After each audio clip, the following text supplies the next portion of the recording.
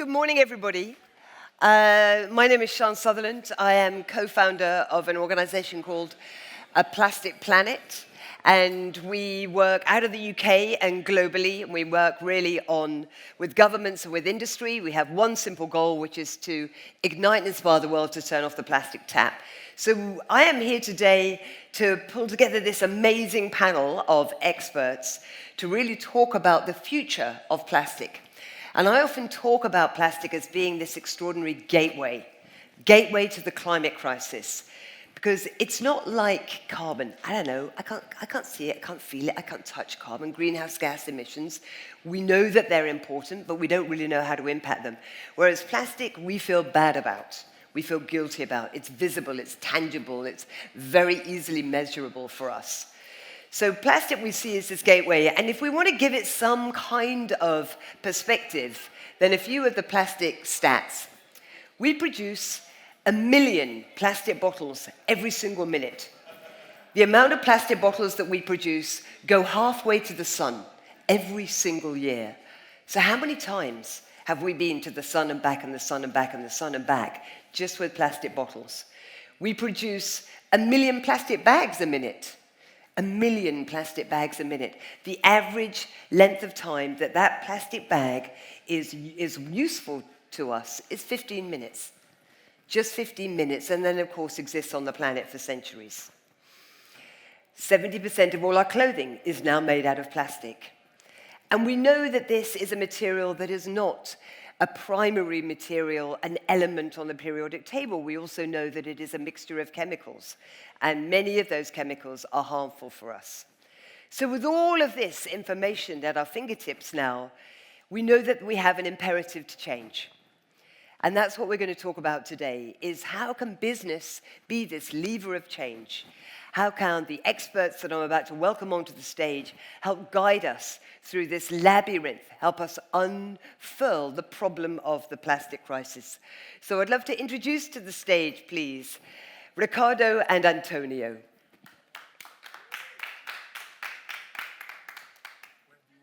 Shall I go here and you guys go there? Does that sound good? Wonderful. And first, I'd love you both to tell us a little bit about yourselves in relation to this topic. Antonio, welcome back to the stage. You're in demand today. Tell us a little bit about your story, what you do, and the connection with plastic. So, first of all, I have some awakening out of business strategy in 2010. I realized that sustainability was a key topic. I went to Stockholm, found the Natural Step NGO that was based on scientists. They were explaining to everybody very loudly what are the rules of the game in terms of sustainability. And one of the environmental principles that we need to obey too, is we should not have a huge concentration of man-made substances. Mm-hmm. And so it's about molecules that we, based on natural elements of the periodical table, we convert things with chemistry, etc. And that has developed a lot we developed a lot as humanity and society, but it is full of unintended consequences. And that is where we need to see how to work with this. But scientifically, things are pretty much explained and analyzed. The problem is, curiously, still the knowledge, the fundamental knowledge is not well disseminated. Mm-hmm. And Ricardo, can you tell us a little bit about yourself? And first, can I just say, it's Ricardo's birthday today. Can we just say, happy birthday to Ricardo? Happy birthday, Ricardo. And what a day to spend with us. So we really appreciate you being here. Thank you. Well, I'm going to talk a little bit about myself. A headhunter here in Portugal, because I lived for 14 years in Brazil, told me that my whole career was very weird and strange. So when I was 4 years old, my parents told me that when they asked me, Ricardo, what do you want to do with your future? And I was always saying, I'm going to be an architect. All of that changed when I was 16 years old because I saw an Italian TV series called La Piovra, Octopus in English, that was about a guy that was a paladin for justice and was fighting mafia, etc. And I was absolutely in love. Then Giovanni Falcone, that was the judge that I most admired in the world, was assassinated by mafia, and then Paolo Borsellino. And I said to myself, I have to have a law degree.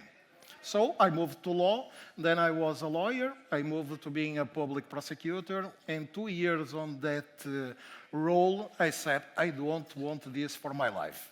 I hate the judicial system, it's a very closed circuit, and I said I have nothing to do with this kind of profession, so I did a sabbatical year. I did a pit stop in South Africa, and there I had a moment that was mind changer for me. It was like a punch in the stomach because my former mother-in-law invited me to visit the Khayelitsha slums, where at the point in Cape Town were living about 1 million people, and 32% of the women that were giving birth were already infected with HIV. Mm-hmm. So for me, I said, I think that I want to do some good and change completely my life. So I moved to Brazil without knowing a single person in that country, and I said, wow. Ricardo, what are you going to do? Then, fortunately, I began working with a consultancy firm that actuated very firmly in the implementation of public policies at the municipality, state, and federal levels. It was very important for me because we helped a lot of people implementing some kind of measures to improve their lives. Then I moved to Gerdau. It's the biggest producer of steel in the Americas.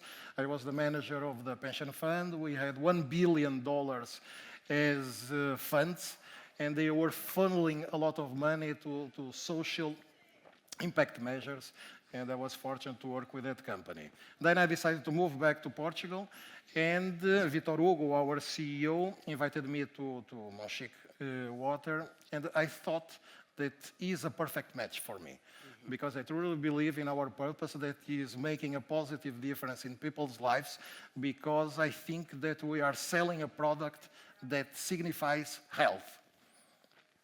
I love to hear your story, Ricardo. I hadn't heard so much before, but I have this philosophy. I don't know, I'm sure everybody knows. Every cell in your body obviously is constantly being renewed. And every 7 years, every single cell in your body has been renewed. So I love that thought that every 7 years, you're in fact a different person. Mm-hmm. And if I look back at my career, I love hearing all those different things that you've done. If I look back, I'm an entrepreneur. Every 7 years, pretty much, I have reinvented myself and done a completely different career, like from restaurants to film production to design to skincare, all these different things, and now this most unlikely eco-warrior. But I'd never thought before about the fact that, well, we're born for reinvention. Yes. And how wonderful that you can go through all those different iterations and then be doing what you're doing now. A lot of people call us crazies, but we have to be honest with ourselves. Yeah, we do. And what I found in business, it's the same shit, whatever you're doing. It's the same common sense stuff. So, Antonio, I want to come to you because I know you work a lot with business. And as an entrepreneur, I believe passionately that business is the tool of change. But it's very, very difficult for businesses on the current trajectory with the imperative to change to make these big shifts. And you work with big business. How can we work with the CEOs that have to report to all these different stakeholders, their shareholders, the board, the legacy of the brands that they're working with? How can we take them onto, not just move the dial 1 degree, but pick the Titanic out of their ocean and put them on a completely different path? What will help your work in steering businesses? So thank you. When I realized in 2010 that business could not be dealt in separation, I went to find the scientists. The point is, what I realize with CEOs, etc., business leaders, is that they never studied like that. So systems thinking is completely out of equation. Natural sciences plus social sciences out of equation. It's all silos, right? All PhDs and the management people and the law people, etc. So we have this thing that does not help. The perspective is, as a CEO said, of a very progressive company said, it is like putting some lenses and understanding, right, some glasses, and seeing a completely different reality. And this is the challenge. The challenge is to educate people. And we do two things. One is educate individuals that come from businesses and join our ecosystem for education at a business school plus biotech school, and in Porto. And the other thing is for these people that study with us, go for their businesses, and they want to change things, and they want to bring on board top management, first-line management, etc. Because what we need to do is to create a shared language based on science. Otherwise, it's full of, it's checklists, people don't get it, and they get bored with those checklists. And it is not really on the agenda of the CEOs. They will tell you it is on the agenda because they need to tell you, but it is not. Yeah, because the primary driver is still that bottom line profit. One CEO, a humble CEO of a top Portuguese company, told me the following. I manage, we do a lot of things in sustainability. We measure carbon across all the value chain. We use life cycle assessments with products. You name it. Efficiency programs with water, everything. Energy. The point is, at the top management, I manage with EBITDA. It's the only thing I use as a tool. Please tell our top management, how can we manage with other tools that is not only EBITDA. You see? Yeah. I wonder if we expect too much from business. And what we need is more help from governments to create different forms of business. And we legislate for that. I mean, Ricardo, do you think that it's too difficult? I mean, obviously, Monchique, you are very ambitious in the world of sustainability. You're doing a huge amount of things, and we're going to come on to those. But is it not a level playing field for you? Because legislation, government policy is not forcing this from the top down. It's very difficult because we are a small, medium company here in Portugal. And if we consider that 99% of the businesses in Portugal are small, medium companies, you can now think about the profound challenges it is to implement this kind of measures. But I think that is a profound ignorance from the top companies and mostly of the small, medium companies regarding these kind of subjects. And they are trying to push us to invent solutions, but they forget that a small, medium company has not the deep pockets of a Coca-Cola company. Yesterday you said something that was terrifying, but very interesting, that the head of sustainability at Coca-Cola said regarding the plastic issue, that was a waste management problem, and they had nothing to do with that. Yeah. We at Monchique, for instance, are channeling a lot of money to research and development to find alternatives to the packaging, because we don't consider ourselves a normal mineral water company, because we are renewed here in Portugal by the quality and the purity of our water, because it's sourced from a protected aquifer. It has single properties like the pH of 9.5, and we are bottling directly from the source. But we are trying effectively on the market to reach some kind of other solutions. And we are almost there. Okay, we cannot disclose at this moment, but I think that we are going to show the market very good solutions by the final of this year. But money, of course, is something that matters because we have to pay salaries, we have to maintain the company profitable, but at the same time, there is a big effort because our CEO, that I think it's not here, so I'm praising him not for having an improvement in my salary, okay, but it was the one that put sustainability as one of our core values. And Antonio knows that because he collaborated with us. We had the partnership with InsureHub and Planeteers so that we could have a very effective roadmap for the next 3 years implementing ESG policies because sustainability is much more than everything that is being talked here. We have to consider the social dimension, also the governance dimension, and I think that we are really doing a good job. Great, thank you. Antonio, I'd love to come to you to see your opinion on how can we use the plastic crisis as a catalyst for an even bigger change. So it's not about swapping one material for a less bad material. How can we use this as the gateway for us to really stop our single-use culture that we believe is so normal?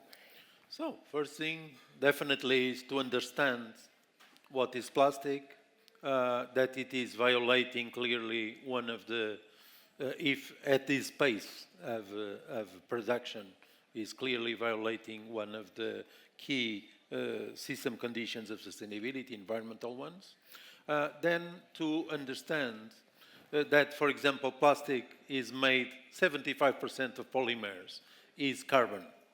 So let's start by understanding this equation, because then when we throw to landfills or we incinerate, it goes up in the air. And then we have the carbon in the air, which is the problem. The problem of carbon is not carbon in the soil, which is a source of life. In our body, we are full of carbon, or even in products. When we change materials, we have to sometimes change our aesthetic. We have to change our belief of what is beautiful, what should things look like. Clear plastic. Do we need to see the product all the time? You know, perhaps things could be in a closed container. We're obsessed by all our food packaging has to have a window in it. That involves plastic. So sometimes we have to change our aesthetic. Which brings me, actually, Antonio, I'd love to talk to you about this gateway to systems change. You rightly referred to we need to use less. How can we take less resource on the planet? We currently take 1.7 planets worth of material every single year. We're taking the resources from our children's future, making stuff with them, and calling it GDP. This is where we need to change. So I look at the fact that 40% of all plastic made is used for packaging alone, something that we use for moments and then we throw away. We're never actually buying the packaging. We want to buy the thing inside the packaging. So can you see a system, and I'll refer to something like the German beer bottle system and the German water bottle system, where packaging is a service rather than it being something that the brand has to invest in and own, that it simply becomes a service for them to deliver their product. Because every beer bottle in Germany uses a common bottle that goes into this umbrella system. Can you see that working in other market verticals? Yes, first of all, product to service is one of the trends, right? And we need to think in that way. We need to be much more circular. So we cannot continue making waste, right? It's impossible. And we need to find ways to circulate, we need to think even how to be efficient, right? Across all the value chain.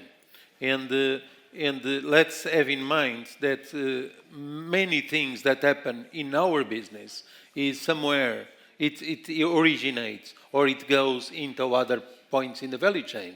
I remember Unilever saying our carbon related to our products, 98% is not inside our four walls. 98%, okay? Which means that you need to think in a completely different way, right? But let me comment here also that Ricardo was saying that that small businesses, small mid-sized businesses, they have a lot of problems. But there is something that is very important. Many of those businesses are family-owned businesses that are concerned, interested in the future, in the new generations, because the other generations is their family, right? And this I realized clearly that we can do many times much more, much good thing, much better things with mid-sized businesses and family-owned businesses than businesses that are, run by CEOs that then go away. Comes another CEO in listed companies, comes the other CEO, and it changes the rules of the game because there is not this multi-generation thing with the business. Okay, so I would say that that there is a lot of hope with such businesses like Moshik. I'm not such an optimistic person, but I truly believe that we have to find the right catalyst for change. Because the system that we were talking about, I think that the main kickoff has to be made by our associations of mineral water companies. Because those kind of systems that you are talking about, basically we don't know what is the provenience and quality of the water. We are profoundly regulated. We have to do chemical analysis. We have to have ISO certifications. But if you reach those kind of producers and you look at the machine, there is not a single information regarding the composition and the quality of the water.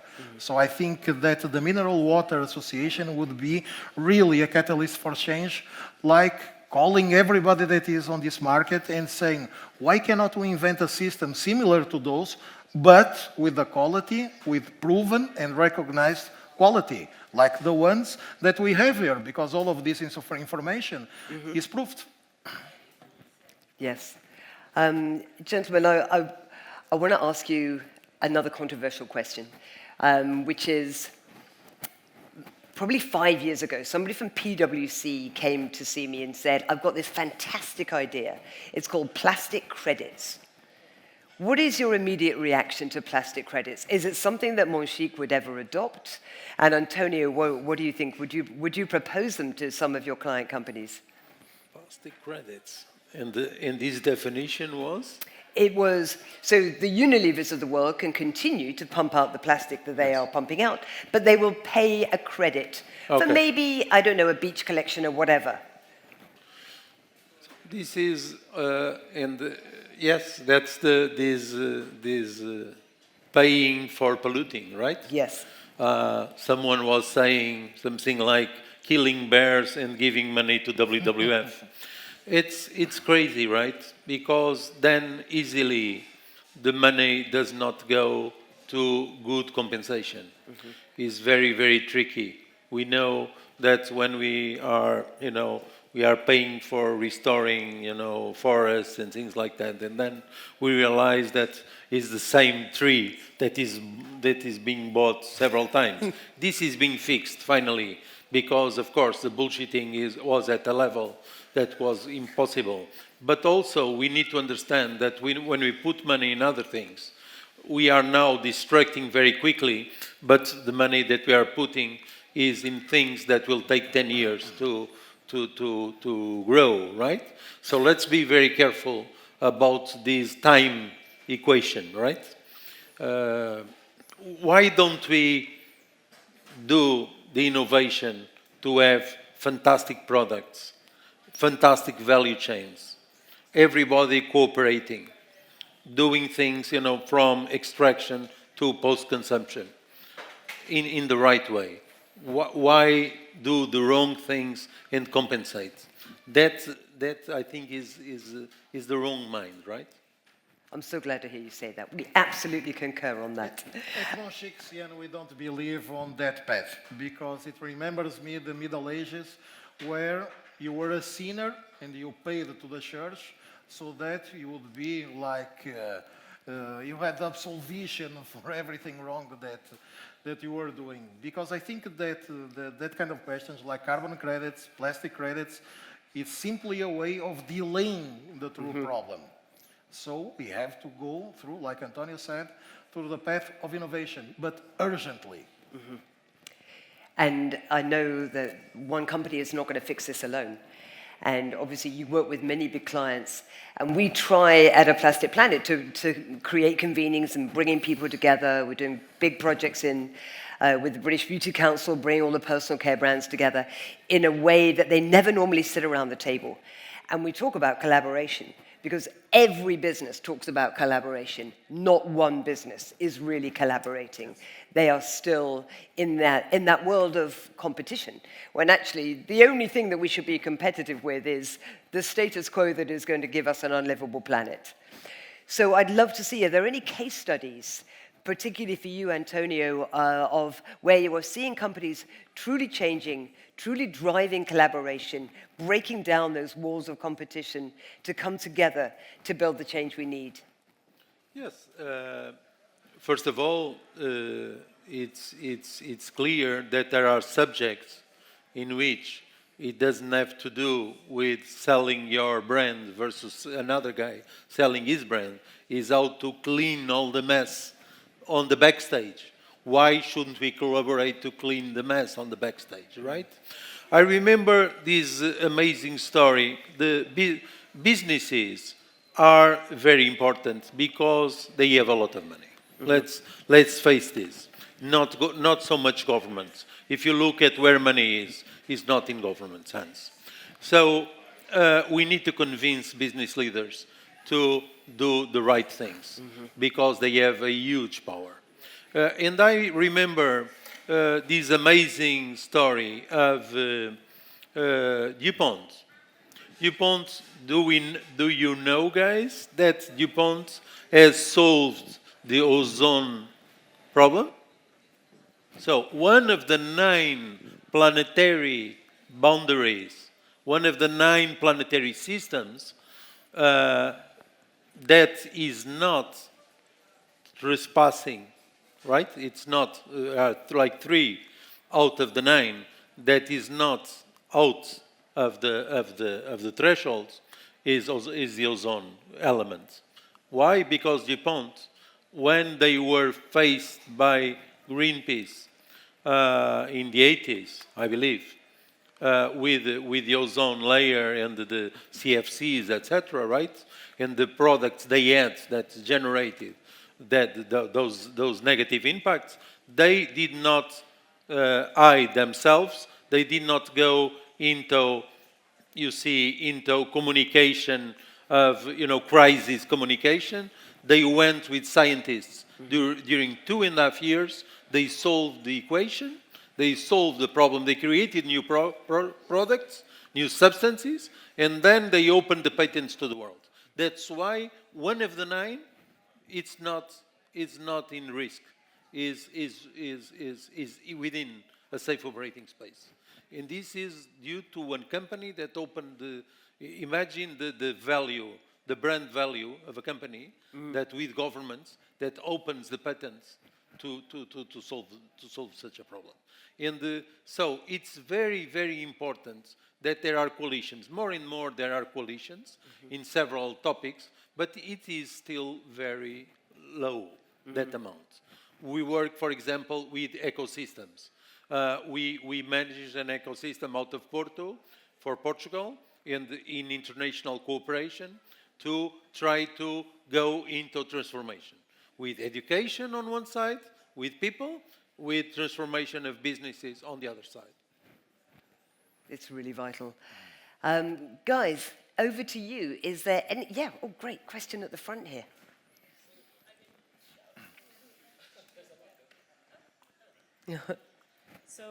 I think I'm more similar to you in this vision, but in an ideal world, I think that there would be no plastics or plastic water bottles. And we often talk about the consequences of the post-water bottles life, right? And the ecosystem and composting and all of that. But something that I find time and time again from bottling companies, that I'm curious is that after numerous studies from Columbia, Rutgers, time and time again, they've shown the amount of nano and microplastics leaking into the water. So you can reduce your cap, make your bottle thinner. But something that I'm curious if you guys ever actually talk about is the nanoplastics in which are being leaked into the water. You're very prideful to say all the quality of the water is amazing, but I'm again lacking to hear you guys talking about the quality of which the nanoplastics are being seeped into. Very good question, and I thank you about that. That is a hot topic, okay?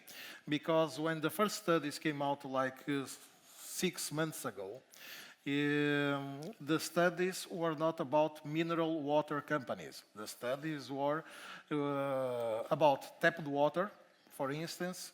It was because APM, that is the National Association, we did urgently test to every water here in Portugal that is natural mineral water, okay? And we didn't find microplastics, but we are now funding further studies regarding that problem because our kind of water is sourced directly from the aquifer. It's almost impossible so that microplastics could be in the composition of the water because our water is like 1 kilometer deep and it's impossible to have that kind of contaminations. There is a curiosity that the water that you are drinking now from Montchique is like 300 years old. So, because of all of the process of mineralizations to water together with the rocks, it's almost impossible to have that kind of contaminations in this particular kind of water. I'm not saying that we are the better, but we are doing studies and we are not finding microplastics on our bottles. I'm sorry, I'm not talking about the water from the aquifers. I'm talking about just the water being contaminated within a plastic water bottle, chemicals leaking from the plastic material itself. Yes. It's inevitable to But leak into the water. But APM, for instance, we have very tight regulations regarding those kind of safety measures, okay? So our bottles are always being analyzed by the government and by the Instituto Técnico at Lisbon, and what we are saying is the same position as APM. We are paying a lot of money so that we can have really formal studies on our hand, and not the only ones that were published, and that we are not recognizing together with some bottling companies in Europe because we say that there is enough substance in the conclusion. So we are doing that kind of process because we have to be absolutely certain that that is truth. It's a big topic. It's a big topic. It's becoming serious in terms of radar and observation. We need to be very careful with these things. That's why it is important to be working within businesses, to go within a safe operating space, socially including health. Health is one of the key topics on social. It's not, some social activities for the poor, etc. Health is a key element, okay? And then you have, of course, the health of the planet and all that.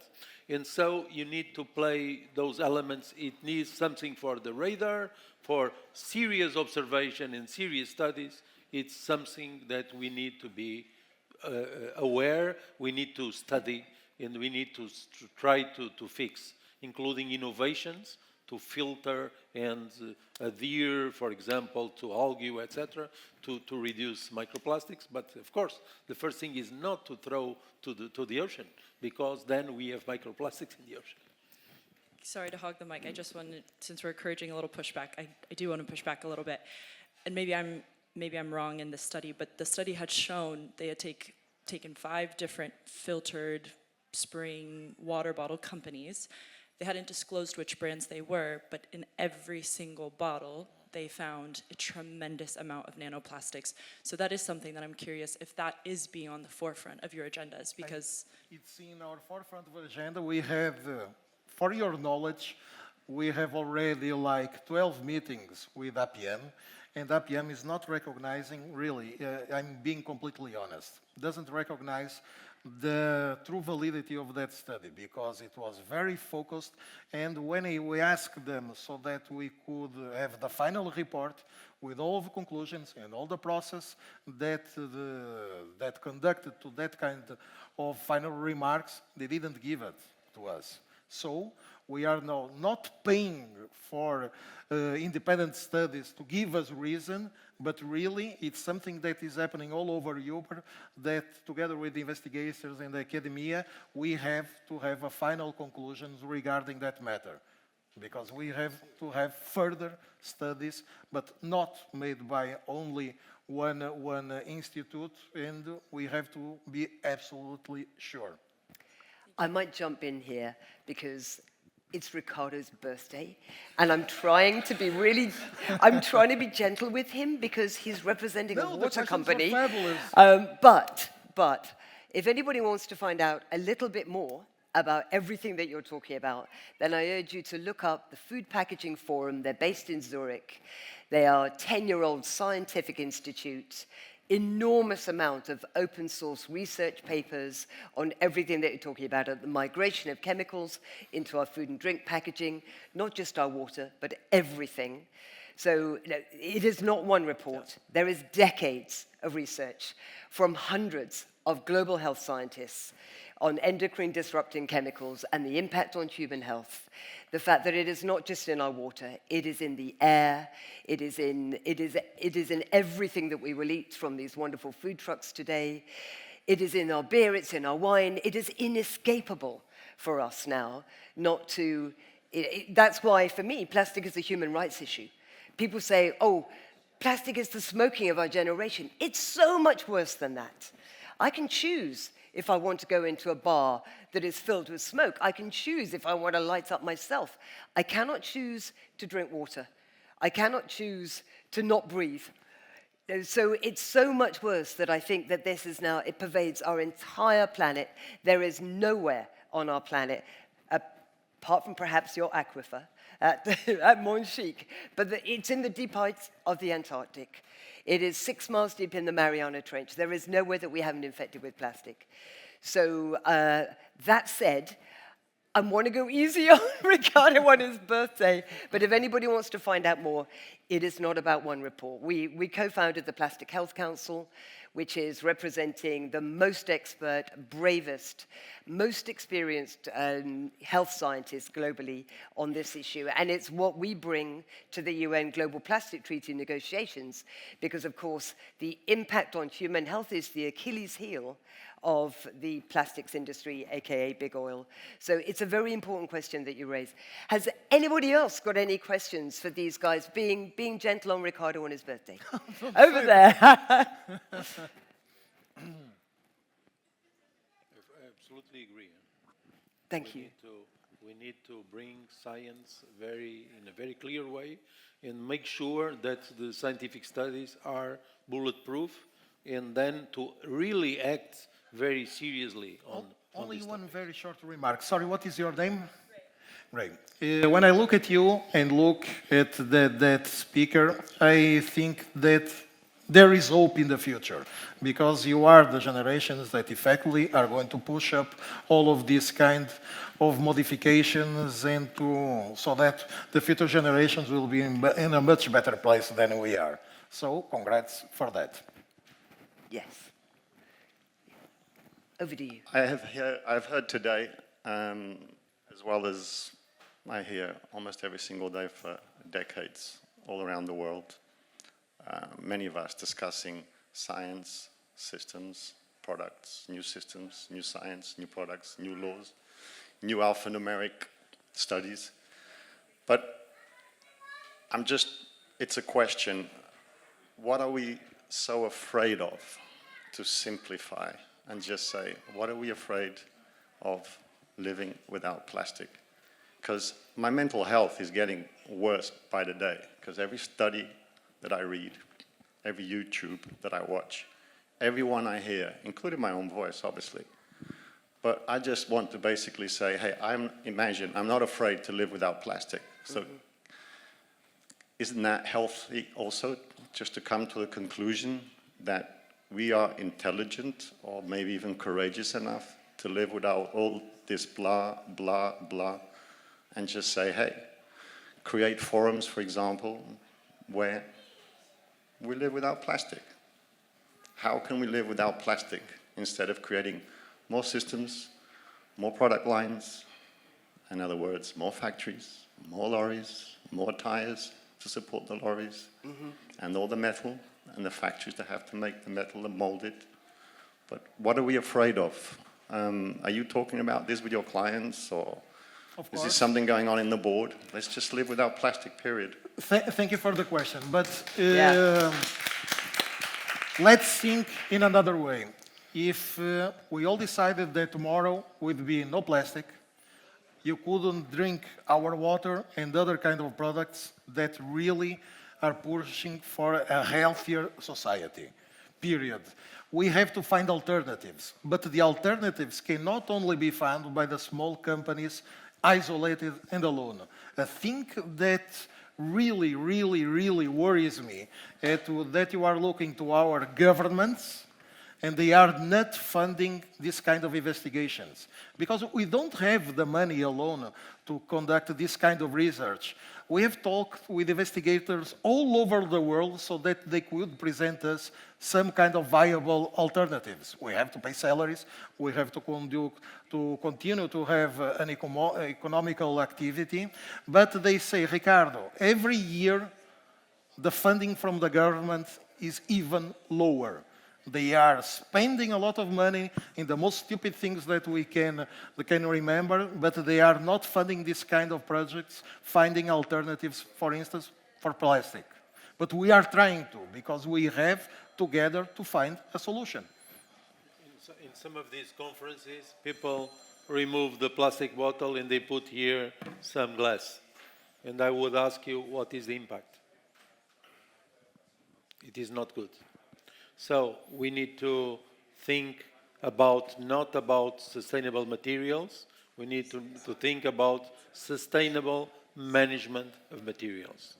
We need to go into deep transformations to find out things that are much more sustainable than what we have currently, but needs to be a dynamic process. It's making disappear plastics nowadays. I think you could not even start, the car industry would be immediately affected because it's not ready to go back to steel.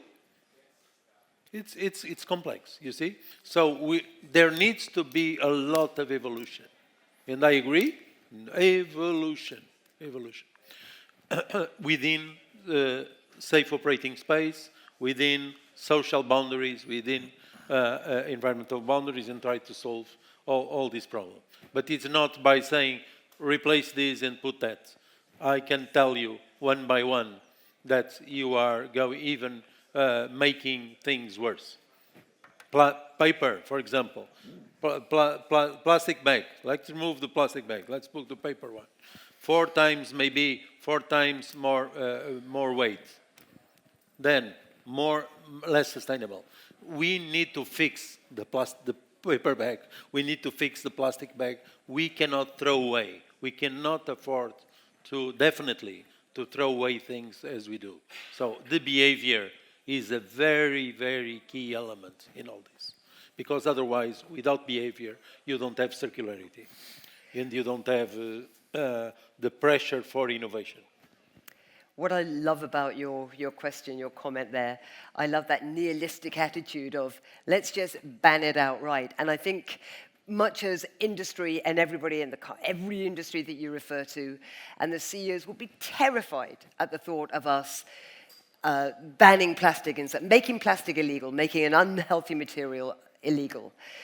But then I look at what happened in COVID, and I think whoever imagined that we could be told you've got to stay at home for 6 months and talk to your computer. And look how we complied. And look at the innovation that happened and this shift in how we work. And the things, obviously, the things that we changed in our own daily habits and our appreciation for nature and all of those things. And then, of course, we swung back. embracing the old normal in a way. It didn't create that catalytic shift that we really needed, and many of us hoped for. And I firmly believe that if you don't ban things, you do not create the vacuum that innovation will flourish in. So I think you have to ban things, and governments are necessary to do this. And we have to have a moment of extreme discomfort. So we will never have this natural segue of suddenly we've got these healthy, nature-based materials that we can gradually segue from one to another. We have to have a moment of discomfort. Otherwise, it's just never going to happen for us. And the innovation will never happen at speed because plastic is incredible. And it's the cheapest, most subsidized material on the planet. And we're absolutely addicted to it. And it gives us a level of convenience that we can't imagine we could live without. So it's a very difficult thing that needs that defibrillator to make it happen. It needs something aggressive to make this shift happen. It will not happen gradually. Did you?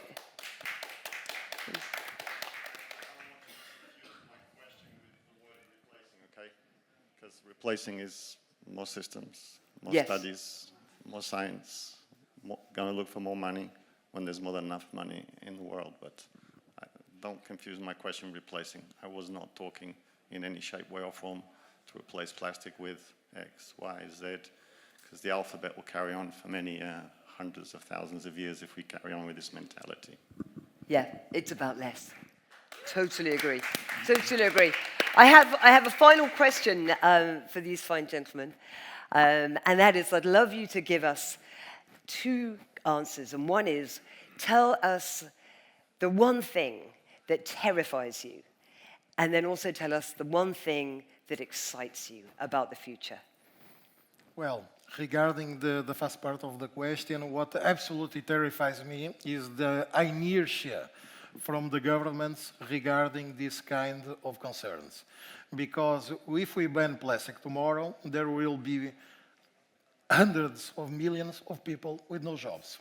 So we have to, I think that one of the measures would be a regulation that the governments would put to the companies to say, 10% of your profit is going to be funneled to investigators, but serious investigators from the academia, from top-tier universities, so that we can reach a solution very, very quickly, okay?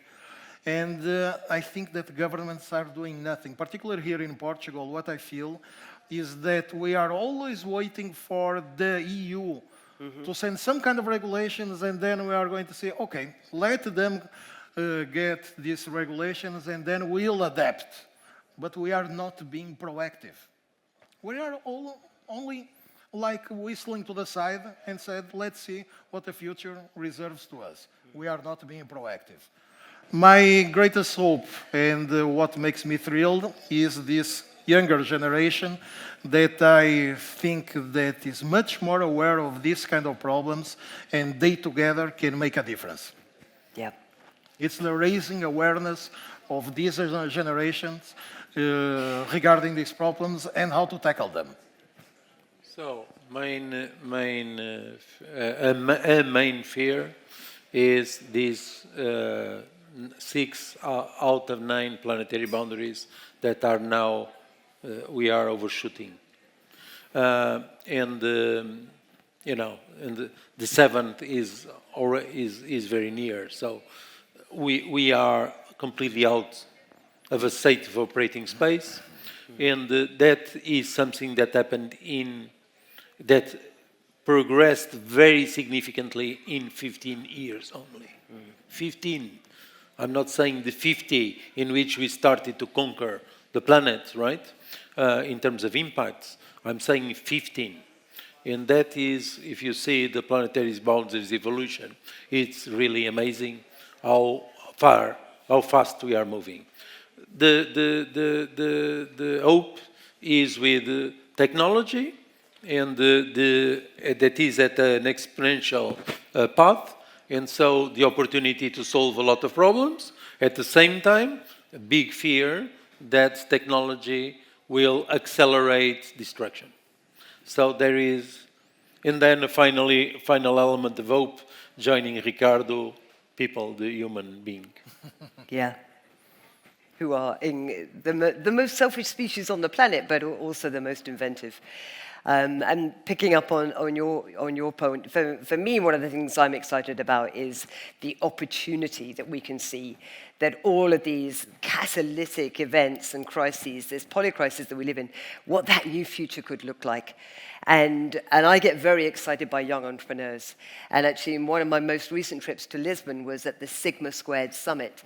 And anyone who knows Sigma, it is a collective of 1,000+ global entrepreneurs. And to be part of Sigma, you have to be under 26, which is such a young age. And all of these young entrepreneurs, they get together in Lisbon once a year for their summit. And for me, it is like an EpiPen of optimism and can do, because you talk to all these youngsters who are doing these extraordinary businesses. And of course they're in health tech. Of course they're in climate tech. What else are you going to be in if you're under 26? But what I find so amazing is the different attitude they have to money. And money, they don't talk about how much money they've raised in their seed raise and their Series A and the value of their company. Money for them is the fuel. It's simply the fuel, the rocket fuel that enables them to create the impact with that business. And it's such a different kind of business model that gets me so excited.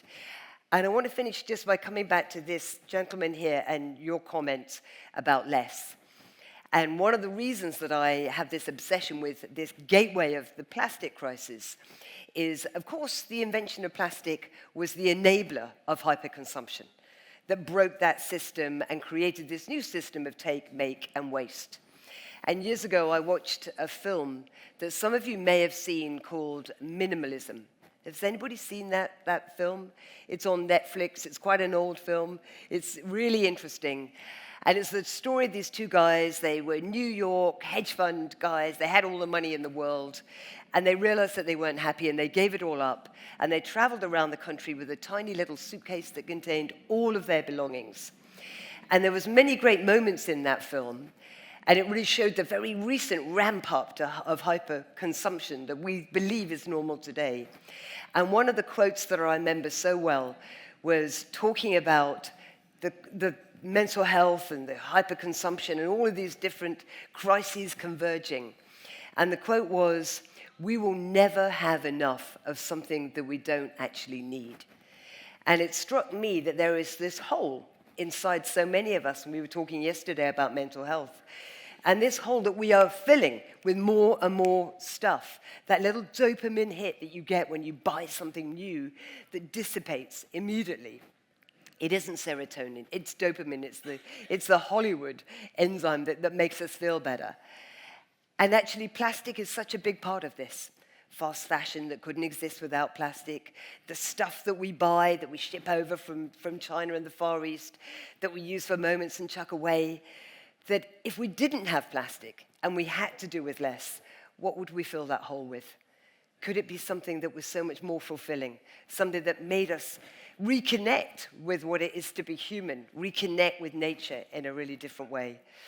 So I want to thank our fantastic panelists. Oh, Ricardo wants to say It's something. my birthday, so I can do a final remark. Yes! Very, very, very briefly. I don't remember on my last years to find in such a short period term people so interesting like you, like Michael, like Madsen, lots of people here. So my congratulations to Extreme Hangout, because I think that it's really possible to make a difference. I don't know if Vanessa is here, but I wouldn't be here if it was not for her, and she is a true giant at a personal and professional level. So I would like to congratulate all of this organization. Thanks a lot. Yeah, thank you.